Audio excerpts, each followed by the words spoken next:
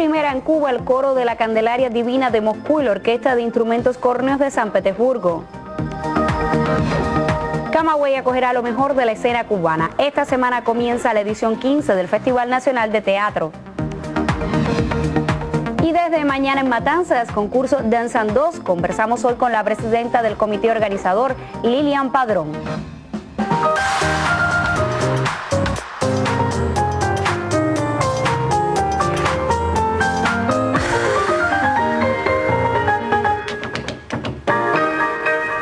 Saludos desde La Habana. Abrimos la semana en el Noticiero Cultural este lunes 29 de septiembre de 2014. El coro del convento de la Candelaria Divina de Moscú y la Orquesta de Instrumentos Córneos de San Petersburgo se presentarán por vez primera en Cuba. La Sala Avellaneda del Teatro Nacional acogerá esta propuesta desde mañana 30 de septiembre hasta el jueves 2 de octubre, siempre a las 8:30 de la noche. El público podrá disfrutar de uno de los más conocidos coros de Rusia junto a una orquesta única de su tipo en el mundo. Las dos agrupaciones se han presentado en importantes escenarios del mundo. Este suceso cultural constituye un nuevo hito en las relaciones culturales entre Rusia y Cuba. En próximas emisiones de este noticiero hablaremos de este acontecimiento. Y funciones, sesiones teóricas, exposiciones y reconocimientos a figuras relevantes conforman la agenda de la edición número 15 del Festival Nacional de Teatro de Camagüey, que comienza el próximo viernes. Desde esa ciudad tenemos un reporte de la periodista Aimee Amargós. El teatro va tomando sabor a Camagüey. El Festival Nacional de la Manifestación será momento para ponerse al día con la escena cubana. En el año del bicentenario del natalicio de la escritora Gertrudis Gómez de Avellaneda, el ballet folclórico presentará la obra Sab, uno de los éxitos literarios de la dramaturga y poetisa de relevancia universal, a quien está dedicado el encuentro. La puesta en escena combina danza y teatro en perfecta armonía. Nosotros nos entregamos en cuerpo y alma en hacer una gran producción, un espectáculo músico, teatral y danzario que les rindiera homenaje a la Avellaneda. Durante los días del festival, el público se podrá trasladar de una sala a otra y de una plaza a otra gracias al escalonamiento de horarios. Estamos a la espera, muy ansiosos de que comience este gran evento. Y poder disfrutar de las actuaciones de artistas de primer nivel en el país. Estaremos muy al tanto todos los jóvenes de todas las propuestas que salgan en teatros y plazas para acudir a ellas. Seguramente vienen muchas obras para niños aquí a Camagüey y yo quisiera ir a conocerlas para saber más del teatro. Una buena oportunidad, sobre todo para los camagüeyanos que se involucren en el arte del teatro y para también los teatristas como tal, disfrutar del nuevo arte contemporáneo, del nuevo teatro contemporáneo. Este encuentro se agita con las opiniones de los espectadores. De ahí que la cita devenga acto imprescindible para todo aquel que cree en el teatro como un acto de persistencia. Siempre ha sido el modo de saber lo que se está haciendo, lo que están haciendo los demás actores de otras provincias. El hecho que Camagüey siga siendo una plaza para el teatro cubano es un logro de la cultura camagüeyana. Que en sus 15 años nos sigamos disfrutando de todo lo que se hace en el Teatro Nacional, eso ya es un logro para nosotros los teatristas. Y creo que para nosotros los actores más jóvenes es necesario el intercambio porque vemos diferentes cosas, aprendemos nuevas técnicas, nuevos elementos. Concurren en la fiesta quinceañera, un teatro que conjuga realidad y memoria. En Camagüey, Aimee Amargós, Noticiero Cultural. Y yo le propongo seguir hablando del Festival de Teatro de Camagüey, y es que Teatro de la Luna regresa a esa ciudad con una de sus puestas más aplaudidas. Se trata de Delirio Habanero de Alberto Pedro.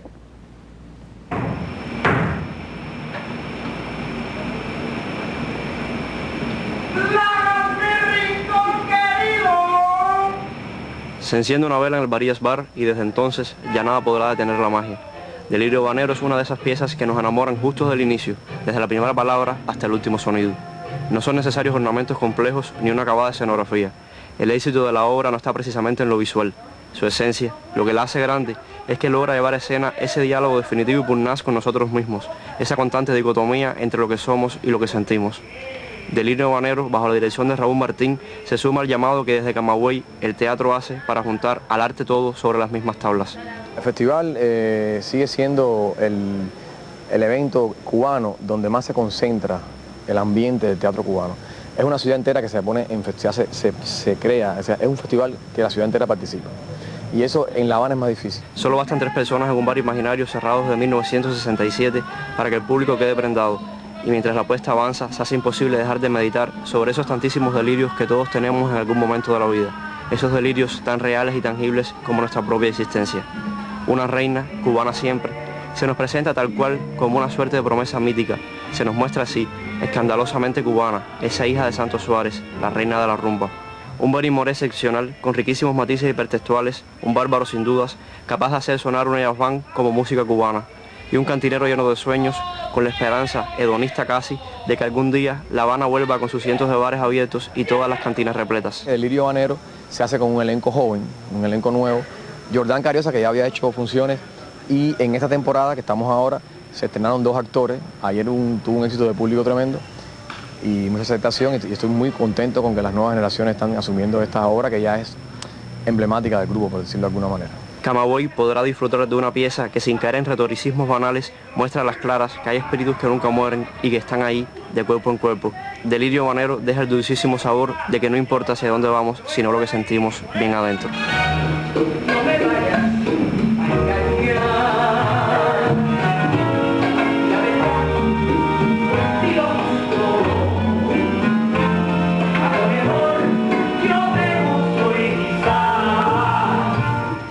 Desde La Habana, Alejandro Trujillo, Noticiero Cultural. Y es tiempo de recibir al periodista Diuber Farías Aúcar, que revisa lo que publica en las secciones culturales de otros medios.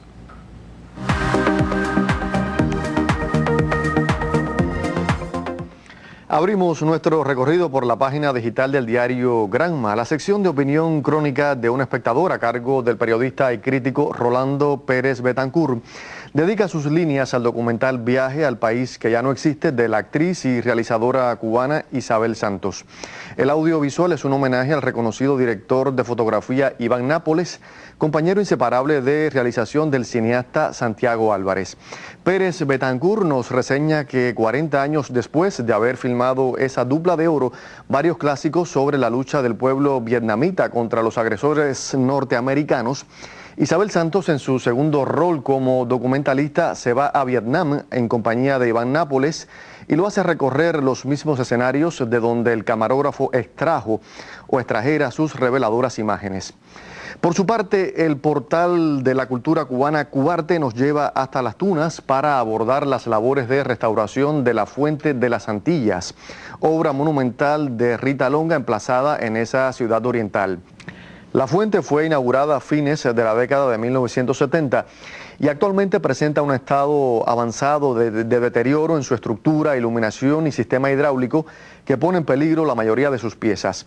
Artistas de Las Tunas trabajarán con expertos de la Oficina del Historiador de La Habana, institución que facilitará el acceso a materiales especializados, asesoría y la realización de pruebas de laboratorio de arqueometría y química que brindarán más datos sobre la composición de los materiales constructivos y su estado de conservación. Y por último, Cubasí nos actualiza sobre el cantante y compositor estadounidense Bruce Springsteen, quien publicará el próximo 17 de noviembre Bruce Springsteen The Album Collection Volumen 1 1973-1984, que incluirá versiones remasterizadas de sus 7 primeros discos de estudio. Esa presentación llegará en formato CD y en vinilo, acompañada por un libro de 60 páginas con fotografías y artículos de prensa de aquellos años. Springsteen es considerado una de las estrellas de la música rock de todos los tiempos. Con este álbum regala a sus seguidores casi una década de su obra musical en una caja para coleccionistas.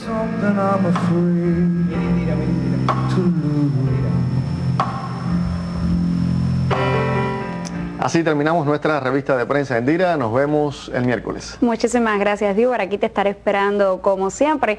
Tiempo de una pausa. Al regreso estaremos hablando del concurso nacional de coreografía Danzan 2 que comenzará en la ciudad de Matanzas este miércoles. La periodista Magda Recic conversará con la presidenta del comité organizador, la coreógrafa y bailarina Lilian Padrón, directora de la compañía anfitriona Danza Espiral. Esto será la vuelta. Usted no se vaya.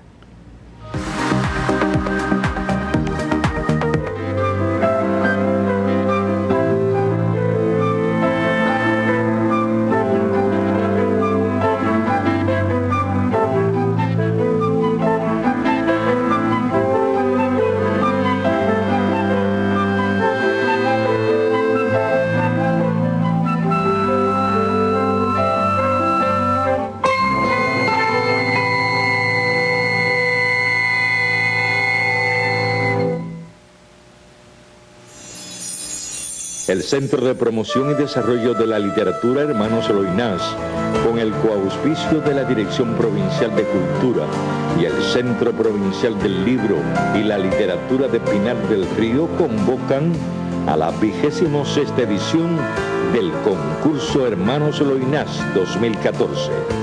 Podrán concursar todos los escritores cubanos residentes en el país con libros inéditos en los géneros de literatura infantil, narrativa y poesía.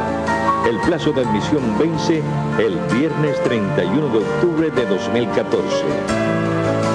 Concurso Hermanos Loynaz 2014.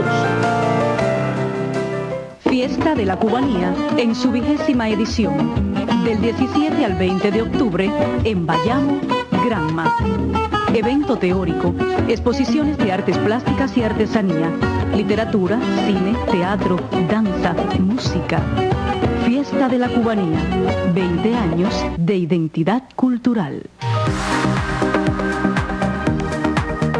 Y hoy comenzó en Cienfuegos el primer coloquio por los caminos de la música cubana dedicado al aniversario 75 de la Orquesta Aragón.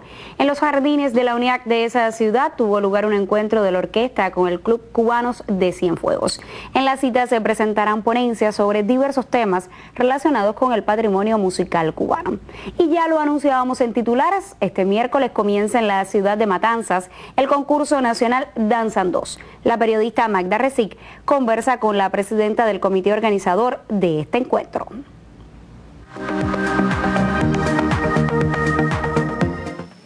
En primera persona tenemos hoy el placer de recibir a una maestra del mundo danzario cubano. Se trata de Lilian Padrón, directora de la compañía Danza Espiral. Muy buenas tardes, bienvenida a nuestro espacio. Buenas tardes, muchas gracias.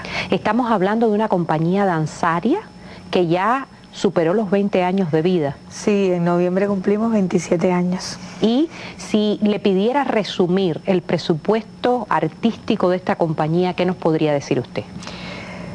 Yo diría que primero un amor tremendo por la danza, por la investigación, por buscar nuevas formas, nuevos caminos. Yo creo que eso es lo que nos ha pautado desde el comienzo.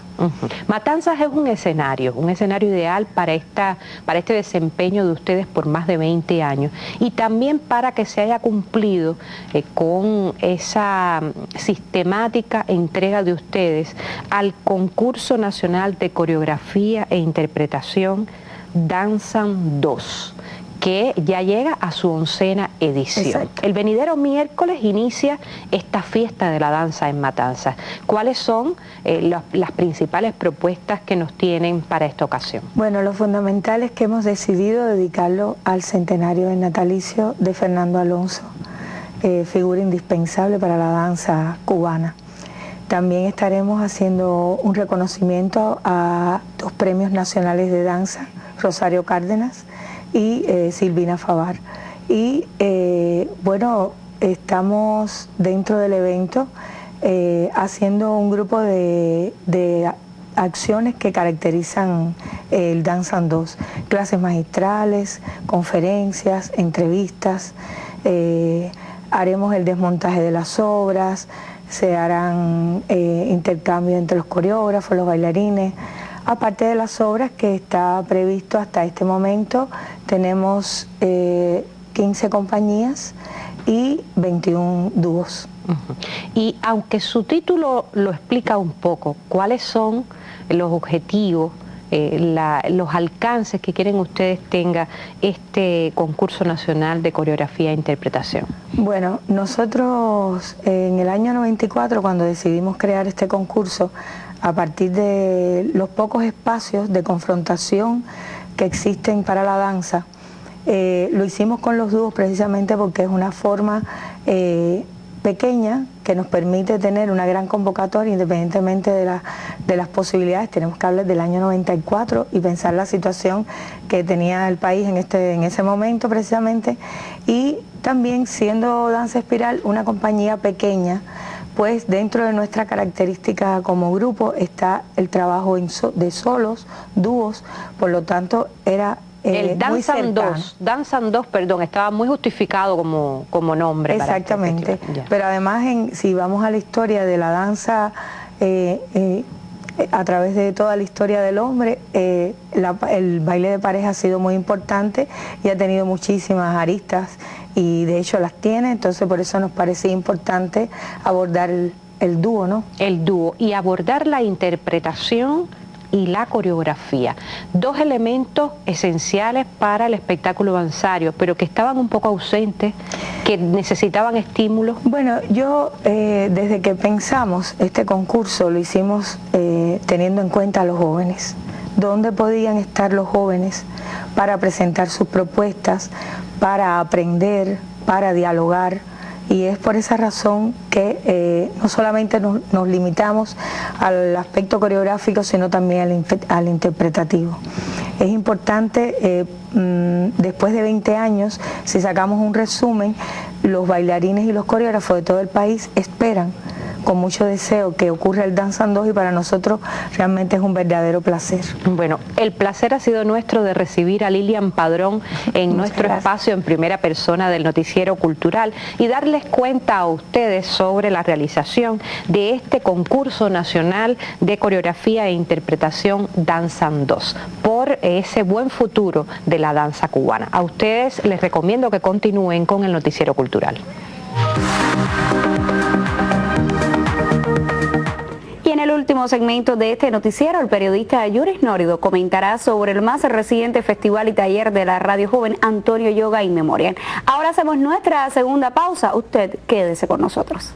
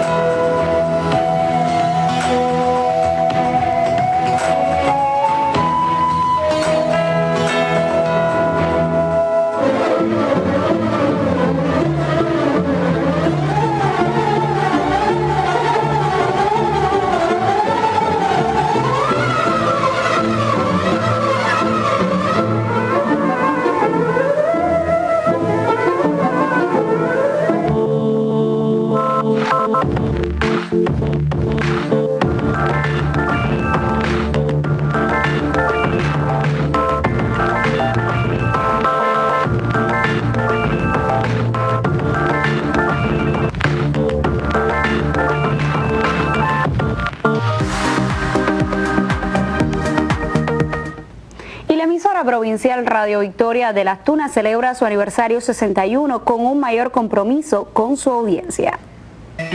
En el espectro radiofónico tunero, antes de 1959, coexistían numerosas emisoras. Tras el triunfo de la Revolución y con el decursar de los años, una de esas plantas se convirtió en Radio Victoria, emisora provincial de Las Tunas. Consciente del cariño de sus oyentes, el colectivo de Victoria trabaja cada día con una suprema aspiración. Lograr un nivel de audiencia como hasta el momento lo hemos hecho y mantenernos en la preferencia de los tuneros y no de los tuneros solamente porque sabemos que Radio Victoria tiene un elevado nivel de audiencia en todas las provincias cercanas del oriente cubano. Son estas, sin dudas, razones más que suficientes para celebrar el aniversario 61 de la emisora Radio Victoria. En Las Tunas, Anivis Labarta, Noticiero Cultural. Seguimos hablando de radio, pues este fin de semana concluyó en Santiago de Cuba la edición 24 del Festival y Taller de la Radio Joven Antonio Yoga In Memoriam. El periodista Yuris Norido estuvo allí y nos comenta en la sección Contrapunteo.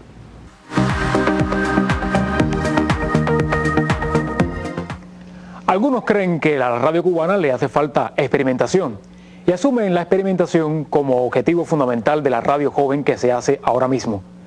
A mí me parece que la experimentación, en última instancia, no debe ser destino, sino camino. O sea, experimentemos para explorar nuevas maneras de hacer bien nuestro trabajo, no por el mero placer de subvertir, de epatar. De eso se habló en el taller y concurso de la Radio Joven Antonio Yoga In Memoriam, que concluyó este fin de semana en la ciudad de Santiago de Cuba. Organizado por la Asociación Hermanos Saiz, el encuentro tomó el pulso a la radio que hacen los más jóvenes realizadores en todo el país, en debates y escuchas no exentos de polémica. Porque, hay que decirlo, aunque puntualmente salen al aire excelentes productos comunicativos, también se transmite mucha programación aburrida, poco atractiva, divorciada de los retos que plantea la contemporaneidad. ¿Cómo lograr que el público más joven escuche más radio? Y lograrlo en un contexto marcado por una multimedialidad abrumadora. La respuesta es sencilla en su enunciación: haciendo mejor radio. El asunto está en cómo hacerla. En primer lugar están los realizadores, pero no solo ellos. Hay que lograr que los creadores más talentosos se acerquen a la radio, pero también es necesario proporcionarles los medios, el espacio justo para que hagan bien su trabajo. Todavía hay obstáculos en las estructuras, en los sistemas de pago, en los mecanismos de estímulo, sin contar con las consabidas dificultades materiales. No se puede desligar una cosa de la otra, y así todo, hay muchos creadores que hacen buena radio. En el yoga hubo suficientes muestras. El tema tiene varias aristas. Regresaremos a él en otras próximas emisiones. Por el momento, saludemos una cita como esta, que promociona lo mejor y pone muchos puntos sobre las IES. Hay una radio joven y hay un público joven para la radio. Hay que seguir explorando potencialidades. Por hoy cerramos nuestro contrapunteo. Y mira, regresaremos pronto. Cómo no, Yuri, muchísimas gracias. Y nosotros pasamos a otras noticias, y es que el Archivo Histórico Provincial de la provincia de Villa Clara, creado hace 45 años, ha sido sometido a un proceso de informatización y digitalización de sus documentos. La periodista Hilda Cárdenas Coñedo nos ofrece algunos detalles. El Archivo Histórico Provincial de Villa Clara es parte de una estrategia nacional encargada de proteger el patrimonio documental de la región que constituye legado histórico de la nación. De esta manera difunde sus fondos, sus colecciones y capacita a sus trabajadores en aras de ofrecer un mejor servicio que eleve la cultura de los que aquí laboran o necesitan del archivo. La particularidad de esta institución de información es que atesora documentos muy antiguos, originales, manuscritos, los que salvaguarda y difunde. El archivo de Villa Clara tiene 30 fondos y de ellos 12 ya están digitalizados. A partir de las líneas de investigación que tienen nuestros investigadores y además el estado de conservación que tienen los fondos que atesoramos.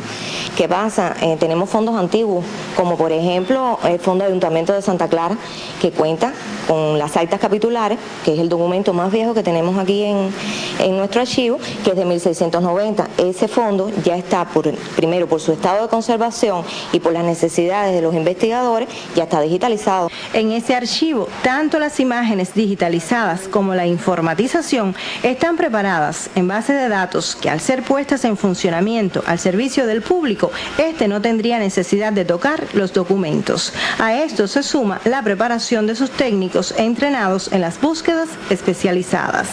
Ya están digitalizados e informatizados los ayuntamientos de Sagua, Santa Clara, los fondos personales de José Braulio Alemán, Manuel García Garófalo, y en proceso están Ferrocarriles de Sagua y la Fototeca. Nos falta tecnología para avanzar un poquito más rápido, pero bueno, creo que vamos por buen camino. Enfrascados en avanzar en las tareas de informatización y digitalización, celebra 45 años de fundado el Archivo Histórico Provincial de Villa Clara. Reinaldo Batar e Hilda Cárdenas Coñedo para el Noticiero Cultural. Y al cierre de esta emisión continuamos hablando de nuestro patrimonio cultural. El Teatro José Jacinto Milanés se ubica entre los más antiguos de Cuba y también de Latinoamérica. Por su belleza y excepcional acústica es un símbolo de la cultura pinareña. Aunque inicialmente era de madera y llevaba el nombre del dramaturgo español Lope de Vega, el Teatro José Jacinto Milanés se yergue en una de las calles más céntricas de la ciudad vueltabajera, como un exponente de la arquitectura ecléctica con predominio neoclásico. Posee una sala teatro con 540 butacas y una acústica excepcional, además de un patio estilo sevillano, con escenario para café concierto y capacidad para 120 personas.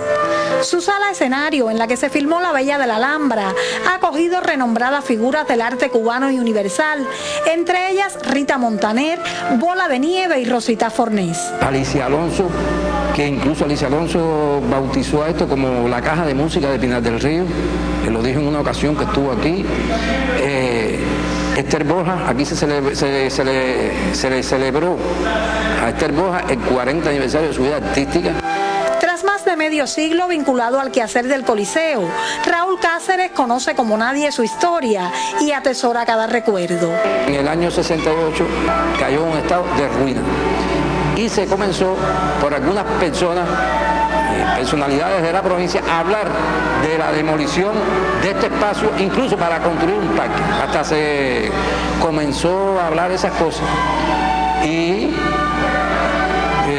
personas de la provincia comenzaron a protestar y a trabajar en relación a salvar el Teatro Milanés. Y en estas conversaciones que se empezaron a hablar, en realidad hubo una mano salvadora que fue precisamente por esa etapa, entró de secretario a la provincia Camacho Aguilera, comandante Camacho Aguilera, y él se entusiasmó con la idea y él empezó a contribuir para salvar el Teatro Milanés. Sede principal de la compañía Ernesto Lecuona, el Milanés ha estado muy vinculado al desarrollo del arte lírico cubano. Con una puesta en escena del Cafetal, el Coliseo fue reinaugurado en 1975 y con esta zarzuela cubana cerró sus puertas al público en 1989 para reabrirlas 17 años después. A finales de 2006 el recinto recobró el brillo que lo distingue. Majestuoso reabrió sus puertas al público con atractivas propuestas teatrales, musicales y danzarias. Pero el hecho de que dos generaciones de jóvenes pinareños no conocieran el teatro dejó secuelas que limitan la masiva presencia de público en espectáculos de primer nivel. Curiosa y paradójicamente, el Teatro Principal de Pinar del Río lleva el nombre de un ilustre poeta matancero y el de la Atenas de Cuba se distingue con el de Ambrosio de la Concepción Sauto, un doctor en farmacia amante de las artes que, nacido en tierras vueltabajeras, sobresale como principal benefactor del Coliseo Yumurino. En hechos como este pudiera tener su origen la popular frase que reza: nadie es profeta en su tierra. Desde Pinar del Río, Yamile Abreu, Noticiero Cultural. Final. En esta emisión del Noticiero Cultural de la Televisión Cubana lo invitamos a las presentaciones del coro de la Candelaria Divina de Moscú y la Orquesta de Instrumentos Córneos de San Petersburgo a partir de mañana en el Teatro Nacional de Cuba. Le contamos sobre algunas de las opciones del Festival Nacional de Teatro de Camagüey, que comienza el viernes, y del concurso de interpretación y coreografía Danzan 2, que abre el próximo miércoles en Matanzas. Nosotros volveremos a encontrarnos para revisar juntos la actualidad del arte y la literatura. Hasta entonces, como siempre, un saludo desde La Habana.